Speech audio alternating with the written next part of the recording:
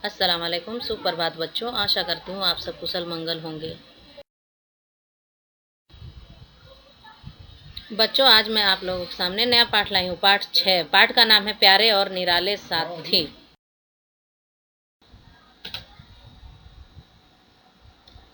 चले बच्चों, हम लोग आज इस पाठ को पढ़ने या इसकी वीडियो को देखने से पहले हम लोग इस पाठ के कठिन शब्द यानी शब्द अर्थ को जानेंगे।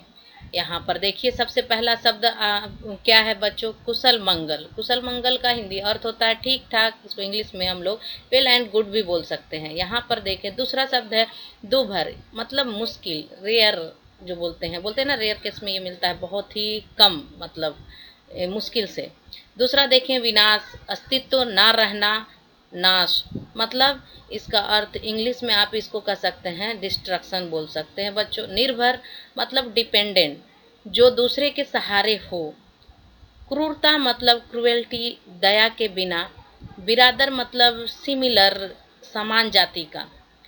प्रजातियां मतलब इसको एक तरह से कह सकते हैं उसी प्रकार का या उसी जात का, उस किस्म का, है ना। इसको मतलब समझ, जैसे आपको समझा सकते हैं कि एक जात का, जैसे गाय है तो गाय का एक ग्रुप होता है। इसको इंग्लिश में बच्चों हम लोग स्पेसीज बोलते हैं, है ना।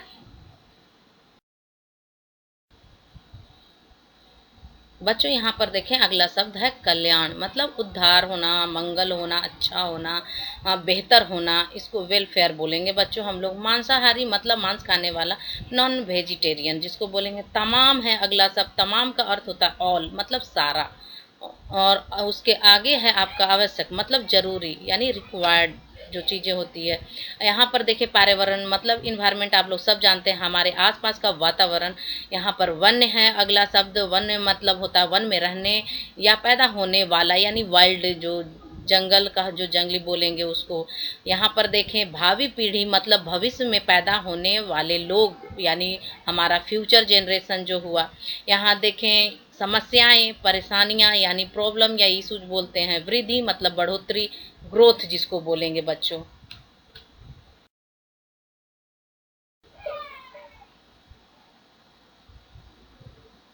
यहाँ देखिए बच्चों, ये प्रजातियां तो बता दिए हैं हम लोग, जो उसी प्रकार और जात के होते हैं। लुप्त मतलब होगा इसका समाप्त होना, मिसिंग होना, मतलब ये खत्म होना हो गया यहाँ पर।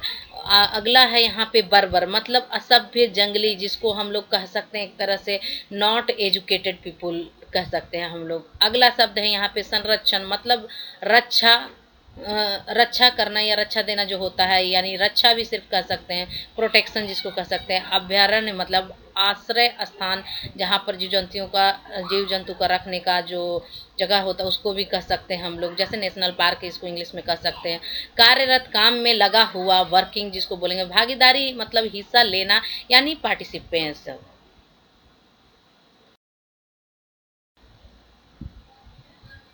चले बच्चों, अब हम लोग आगे बढ़ते हैं। बच्चों, उम्मीद करती हूँ कि शब्दार्थ यानी वर्ड मीनिंग को समझने के बाद आपको यह लेसन यानी पाठ समझ में अच्छी तरह से आएगा। इसके वीडियो को हम लोग देखते हैं और समझने का प्रयास करते हैं। बच्चों, इस पाठ में ये विकास को एक पत्र लिख रहे हैं, उनके मामा उनको पत्र लिख रहे हैं। उसमें ही ये सारी कहानियाँ बताई गई है कि क्या क्या होता है। आप वीडियो में देख करके इसका मजा लें और समझने का प्रयास करें। और निराले साथी, विकास के मामा उसको एक पत्र लिख रहे हैं। आइए जाने उन्होंने पत्र में उसे क्या लिखा। प्रिय विकास, ढेर सारा प्यार। आशा है घर में सब कुशल मंगल होंगे। पिछले पत्र में तुमने लिखा था कि घर में बंदर घुस आए थे और उन्होंने किस तरह फ्रिज खोलकर फल सब्जियां खा ली थी। पहले तो पूरा किस्सा पढ़कर मुझे बहुत हंसी आई, लेकिन दूसरे ही पल में सोचने लगा कि आखिर ये बंदर ऐसा क्यों कर रहे हैं। जंगल और पेड़ पौधे छोड़कर हमारे घरों में क्यों घुस रहे हैं। फिर लगा कि आखिर दुनिया में इन जीवों का जीना दूभर करने वाले हम ही तो हैं। हमने उनके घर उजाड़े हैं, हमने जंगलों का विनाश कर दिया है। एक एक पेड़ पर न जाने कितने पशु पक्षी निर्भर थे, हमने उन्हें नष्ट कर दिया। तो अब तुम ही बताओ, वे कहां जाएंगे? इसलिए बंदर लोगों की बस्तियों में आ गए हैं। तुम्हें शायद पता होगा कि 4 अक्टूबर का दिन दुनिया भर में विश्व जीव कल्याण दिवस के रूप में मनाया जाता है, ताकि हमारा ध्यान जीवों की ओर जाए। लेकिन सच्चाई ये है कि हमारे इन प्यारे और निराले साथियों के साथ लगातार क्रूरता का व्यवहार किया जा रहा है। शहरों की गलियों में भूखी गायें कूड़ा करकट, पॉलीथीन के थैले और पैकेट खा रही हैं। इतना ही नहीं, पृथ्वी पर कई जीव जंतुओं की प्रजातियां लुप्त हो रही हैं, बल्कि कई प्रजातियां तो लुप्त भी हो चुकी हैं। They are dead as dodos, मतलब वे भी उसी तरह मर चुके हैं जैसे डोडो मर गए। जानते हो विकास, डोडो एक पक्षी था, कबूतरों का बिरादर, लेकिन बत्तख से भी बड़ा और भारी। उड़ नहीं सकता था। मॉरिशस और हिंद महासागर के तमाम अन्य द्वीपों में वे बहुत बड़ी संख्या में पाए जाते थे। लेकिन सन 1507 में वहां पुर्तगाली लोग पहुंचे और उन्होंने भोले भाले डोडो को मार मार कर खाना शुरू कर दिया।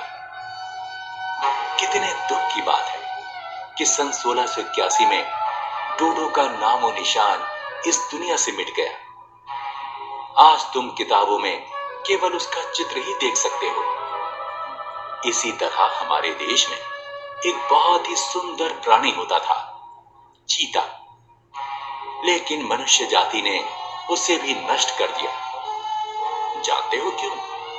बस शिकार खेलने के बर्बर शौक के लिए, उसकी सुंदर खाल के लिए। शेर और बाघ भी बुरी तरह मारे जा रहे हैं हमारे आसपास। आज तमाम प्राणियों का जीवन संकट में है। हमारे देश का एक सींग वाला गेंडा भी गायब हो रहा है। सिक्किम के जंगलों में रहने वाला गेंडा भी गायब हो रहा है। सिक्किम के जंगलों में रहने वाले सुंदर लाल पांडा का जीवन संकट में है। हिमालय के भूरे भालू, कच्छ के जंगली गधे, गोखर, चिंकारा और चौसिंग मृग, रेगिस्तानी बिल्लियां, गंगा की सूंस यानी डॉल्फिन, मगरमच्छ, हिंद महासागर के चीमड़ कछुए, अंडमान और गुजरात सागर के तटों के हरे कछुए, घड़ियाल, अजगर, सभी का जीवन खतरे में है। मन मोह लेने वाले मोर भी मारे जा रहे हैं। सफाई करने वाले गिद्ध अब आसमान में नजर नहीं आते। कहां तक गिना? ये सभी जीव प्रकृति में संतुलन बनाए रखने में हमारी सहायता करते हैं। अगर ये संतुलन एक बार भी बिगड़ा तो इससे अनेक समस्याएं पैदा हो जाएंगी। मांसाहारियों की तबाही से शाकाहारियों की संख्या में वृद्धि हो जाएगी, जिसका प्रभाव पेड़ पौधों पर पड़ेगा। और तुम तो जानते ही हो कि वन या पेड़ पौधे मनुष्य के लिए कितने आवश्यक है। आज वन्य जीवों के संरक्षण के लिए कई अभयारण्य बनाए गए हैं। भारत पहला देश है जहां वन्य जीव संरक्षण अधिनियम बना। WWF जैसी संस्थाएं वन्य जीवों के संरक्षण के लिए कार्यरत हैं। इसके बावजूद प्रत्येक देश के नागरिक का भी यह कर्तव्य होना चाहिए कि वो पर्यावरण संरक्षण तथा वन्य जीवों के संरक्षण में पूर्ण भागीदारी दे, ताकि हमारी भावी पीढ़ी भी स्वस्थ और सुंदर पर्यावरण का लाभ एवं आनंद उठा सके। अगले महीने कार्यालय के काम से मुझे दिल्ली आना है, तब इस विषय पर ढेर सारी बातें करेंगे। अपनी माताजी को मेरा प्रणाम कहना और नीतू को ढेर सारा प्यार। तुम्हारे आलोक मामा। तो देखा बच्चों, आप लोगों ने इस वीडियो में विकास के मामा जी, आलोक मामा जी, एक पत्र के द्वारा विकास को कितनी अच्छी बात समझाए हैं और उससे हम लोगों को भी बहुत बड़ी शिक्षा यानी लेसन मिलता है बच्चों। बच्चों अब इसको डिटेल से मैं अगली क्लास में आपको अच्छी तरह से समझाऊंगी। फिर मिलती हूँ अगली क्लास में। धन्यवाद।